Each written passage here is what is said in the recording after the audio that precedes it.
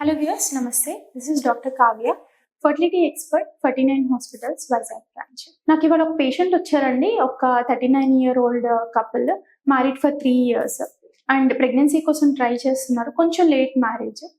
So నేను ఆ విషయం గురించి డిస్కస్ చేయాలనుకుంటున్నాను.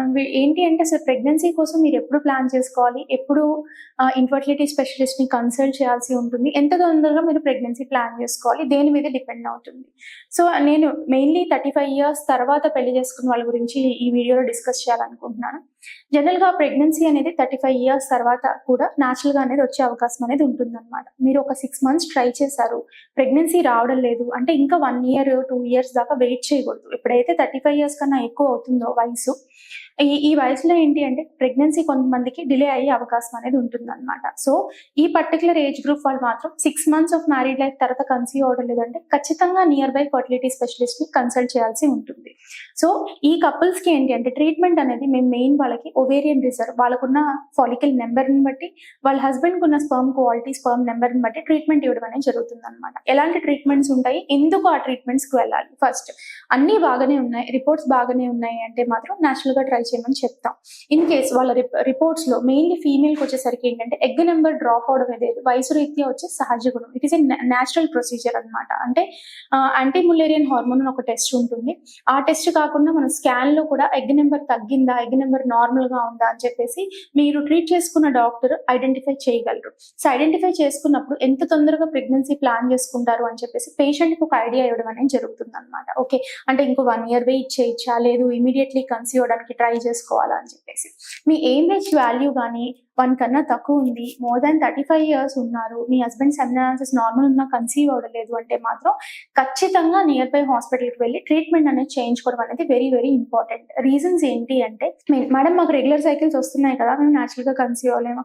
రెగ్యులర్ సైకిల్స్ అనేవి అందరికీ వస్తాయి. Okay like all patients, most of the patients will have regular cycles. In spite of that they won't be conceiving. Okay దానికి కారణం ఏంటి అంటే ఎగ్ యొక్క నెంబర్ ఒకటే సరిపోదు, మీకు రెగ్యులర్ సైకిల్స్ ఒకటి రావడం అనేది సరిపోదు. సో వయసు రీతి అంటే వయసు పెరిగిన తర్వాత పొటెన్షియల్ ఆఫ్ ద ఓసైట్ అంటే ఎగ్ యొక్క ప్రాబ్లం అనేది ఉండే అవకాశం అనేది ఉంటుందన్నమాట. ఎగ్ క్వాలిటీ పరంగా ప్రాబ్లం అనేది ఉండే అవకాశం అనేది ఉంటుంది. అండ్ ఎగ్ జెనెటికల్ గా ఏంటి అంటే ఒక పిండం ఏర్పడటానికి ప్రాబ్లమ్స్ ఉండే అవకాశం అనేది ఉంటుందన్నమాట. సో ఇవి అనేవి ఫిజియలాజికల్ గా న్యాచురల్ గా జరిగేవి. మనము వాటిని బైపాస్ చేయాలి అంటే ట్రీట్మెంట్ కి వెళ్లాల్సి ఉంటుంది. In case me egg number బాగానే ఉంది అంటే అవడలేదు అంటే ఖచ్చితంగా ఐయుఐ ట్రై చేయడంలో తప్పేమీ లేదు. బట్ ఎగ్ నెంబర్ తక్కువ ఉంది, నార్మల్ గా అవడం లేదు ప్రెగ్నెన్సీ అండ్ విరకణాల ప్రాబ్లం ఏముంది అంటే మాత్రం if you want to go for pregnancy ఖచ్చితంగా మీరు test tube baby treatment try చేయాల్సి ఉంటుంది అనమాట.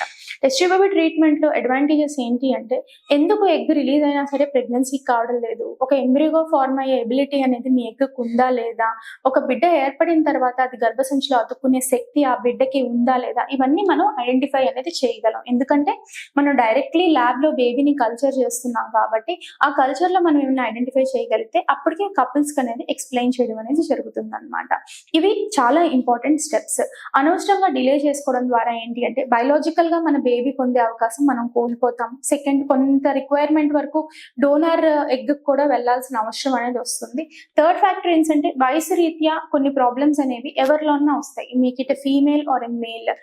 అనవసరంగా అంటే డయాబెటీస్ రావడం కానీ, షుగర్స్ అనేది ఎక్కువ అవడం వల్ల కానీ, లేదు గర్భసంచిలో గడ్డలు ఏర్పడటం, గర్భసంచిలో వాపు రావడం, అట్లాంటివన్నీ కూడా వయసు రీత్యా ప్రాబ్లమ్స్ అయ్యే అవకాశం అనేది ఉంటుంది అనమాట. సో ఇవన్నీ దృష్టిలో పెట్టుకుని ప్రెగ్నెన్సీ ప్లాన్ చేసుకుంటున్నట్లయితే మాత్రం మోర్ దాన్ 35 years ఉంటే ప్రెగ్నెన్సీ రాకపోతే ఖచ్చితంగా డాక్టర్ కన్సల్టేషన్ తీసుకుని వాళ్ళ యొక్క అభిప్రాయం తెలుసుకోవడం అనేది వెరీ ఇంపార్టెంట్ అనమాట. Thank you.